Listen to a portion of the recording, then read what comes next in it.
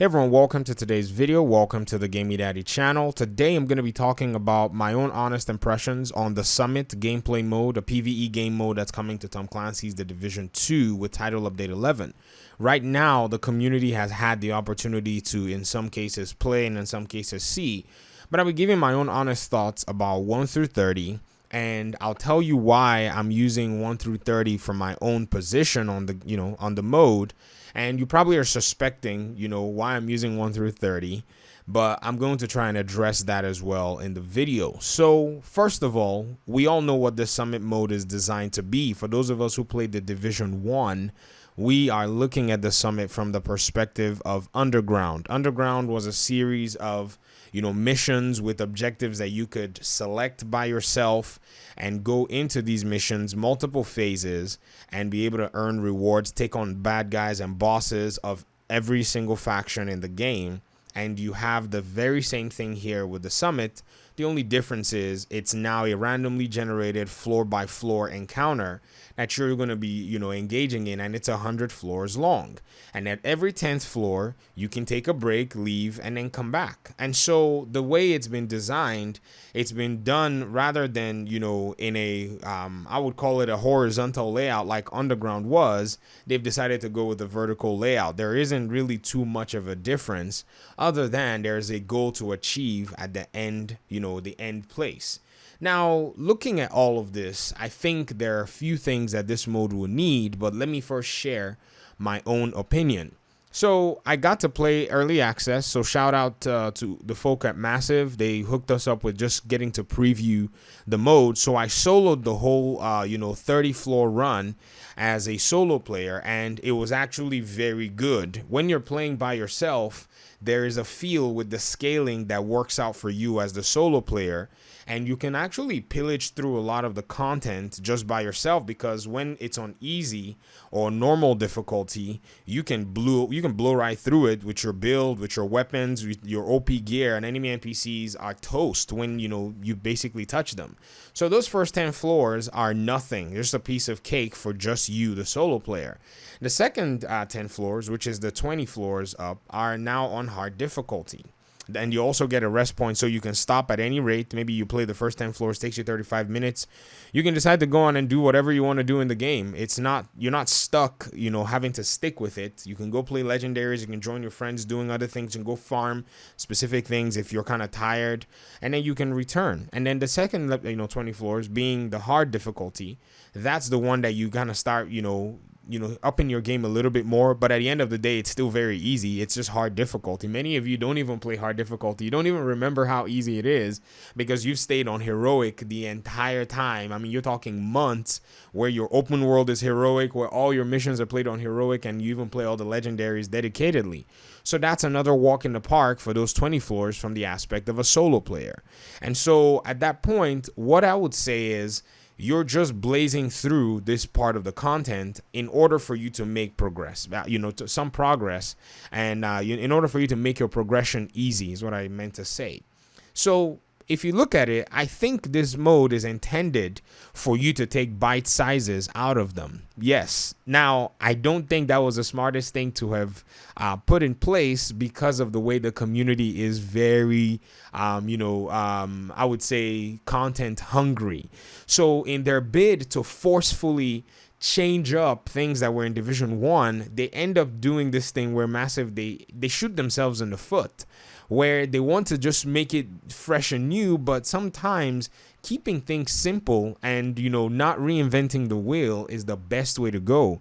They knew that the community needed Underground, and they were like, well, we're going to bring something similar, but we're going to just do it differently so it doesn't look like it's recycled content.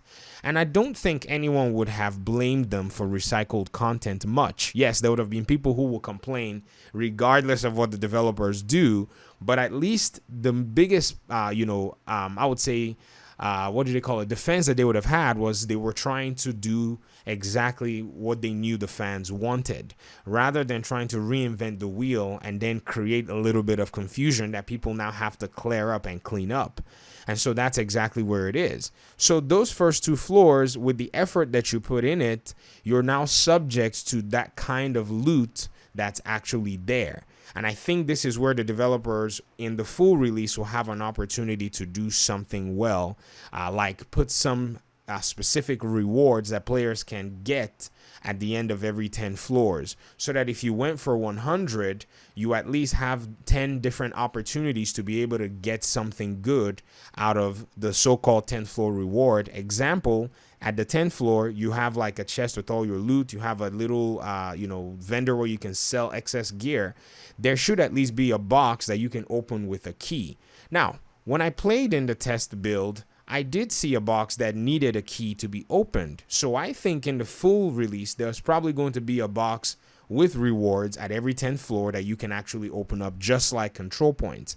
On the PTS, I didn't get to see anything like that. So I think players, have to also be willing to wait for the end build for us to be able to make a full determinative judgment regarding that. Now I'm going to talk about the 10th through the 20th through the 30th floor, which is something that starts to creep up on you, and challenging difficulty starts to really get more intense. The, objectives and the directives start to become much more tricky. Now, in terms of a single player, there are actually different ways that they implement the objectives. And so you have to, kind of be on your toes, on your feet. But at the end of the day, taking out enemies is still fun and cool. And, you're still making your way to the top of the, the summit. And I think by 30 floors, there is some fatigue that sets in. And I think that is something that everybody should expect. You've just run through 30 floors that are all similar, and they eventually wear you out. And I would recommend that when you play your first 30 floors, whether you're solo or in a group, that you bounce. But group play is also much different from solo play. So like I said, I'm giving you the solo player's perspective from first through 30 floors. And I just want to say the game as a solo run is actually a lot of fun, because you can blaze right through those 10 floor increments in a very short period of time, because it's just you and the scaling is designed for you alone.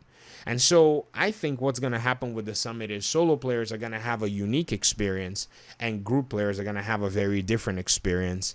And group players will not start to see their fun until later down the road, while the solo player will have fun much longer in a stretch in the experience of Skyscraper. And what I mean is, I also went ahead and joined, one of my bros in the community, Be Righteous of Identity. If you guys have not followed the channel, go and check it out. He does a lot of really cool builds. And another buddy of ours as well, Ripper, and we ran a 3-man run through Skyscraper from level 1 through level 30.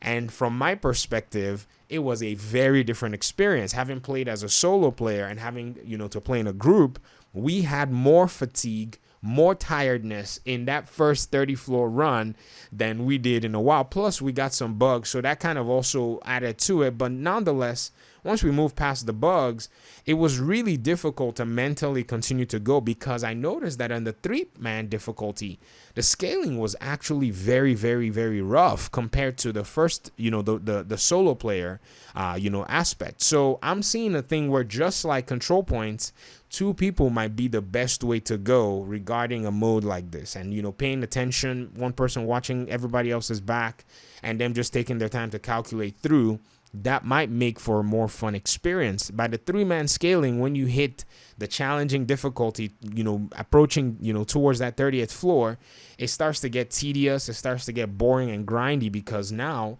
not only are the enemies a little tougher, their numbers also scale to match the number of people that are on the team.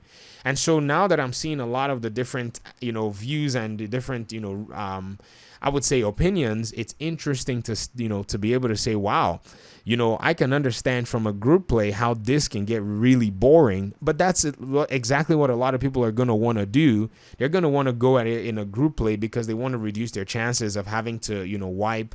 And, the fact that you have some really cool aspects too, where you can respawn if people in your group are still alive, all that really counts to one of the reasons people are going to go with the multiplayer difficulty. But then with the solo side of things, it also makes a lot of difference as to how people are going to experience it. So from level 1 through 30 was what I decided to play regarding solo. And even with the group, level 1 through 30 was what we were able to get to before everybody got super tired. And I don't want to proceed any further in this mode because this is still the test build on the PTS, and it's not loaded with the rewards that I feel this mode should have. In fact, I feel like every so many floors, there should be Easter eggs and randomly generated, just as the floors are generated, opportunities for people to be able to get loot crates and get good gear as they're going, so that it provides not only you just running through and blowing through enemies, but also the second aspect, which is kind of like this hunt for loot. That could be anything, could be the new exotics, the potential to get them. It could be also getting, you know, max end rolls of whatever the allocated loot is for the skyscraper. And so I think these are, you know, opportunities that can be done. Now, another final thing that I wanted to also add as kind of improvement or quality of life thing is, you know, I strongly think that the loot drops were very mediocre, in the sense that they weren't even enough. Like, you need to be sorting your backpack actively while you're doing a mode like this. They just need to keep the loot flying in, because, you know, this is going to keep people's minds like engaged with the loot that's coming in. Now, I can understand on normal difficulty, you're going to get some really crappy loot.